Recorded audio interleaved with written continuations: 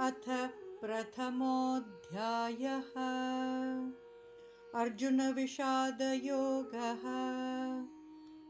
धृतराष्ट्र उवाच धर्मक्षेत्रे कुरुक्षेत्रे समवेतायुयुत्सवः मामका पाण्डवाश्चैव किमकुर्वत संजय।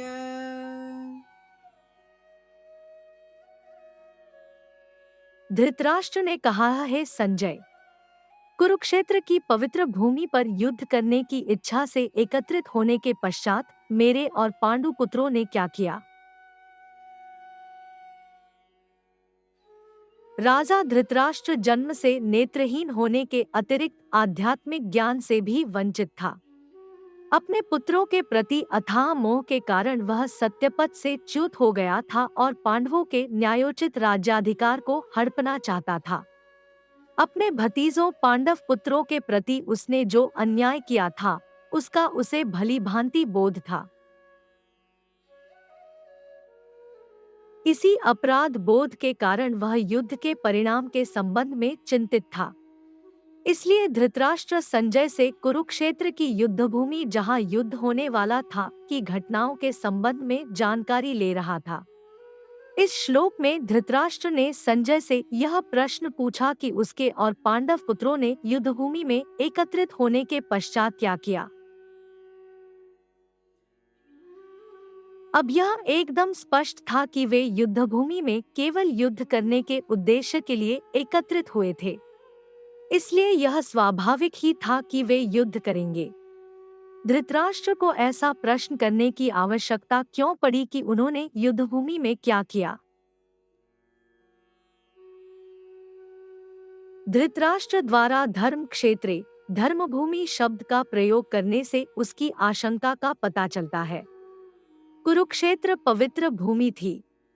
शतपथ ब्राह्मण में इसका वर्णन कुरुक्षेत्र देव यजन के रूप में किया गया है, अर्थात कुरुक्षेत्र स्वर्ग की देवताओं की तपोभूमि है।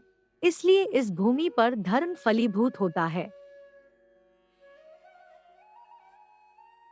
धृतराष्ट्र आशंकित था कि कुरुक्षेत्र की पावन धर्म भूमि के प्रभाव के परिणाम स्वरूप उसके पुत्रों में कहीं उचित और अनुचित में भेद करने का ऐसा विवेक जागृत न हो जाए कि वे यह सोचने लगे कि अपने स्वजन पांडवों का संहार करना अनुचित और धर्म विरुद्ध होगा, और कहीं ऐसा विचार कर वे शांति के लिए समझौता करने को तैयार न हो जाएं। इस प्रकार की संभावित आशंकाओं के कारण धृतराष्ट्र के मन में अत्यंत निराशा उत्पन्न हुई। वह सोचने लगा कि यदि उसके पुत्रों ने युद्ध विराम या संधि का प्रस्ताव स्वीकार किया, तो पांडव निरंतर उनकी उन्नति के मार्ग में बाधा उत्पन्न करेंगे।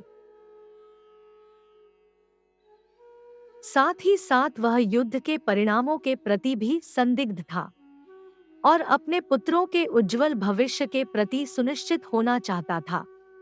इसलिए उसने संजय से कुरुक्षेत्र के युद्धस्थल में हो रही गतिविधियों के संबंध में पूछा, जहां दोनों पक्षों की सेनाएं एकत्रित हुई थी। संजय उवाच दृष्ट्वा तु पाण्डवानीकम् व्यूढं दुर्योधनस्तदा आचार्यमुपसंगम्य राजा वचनमब्रवीत्।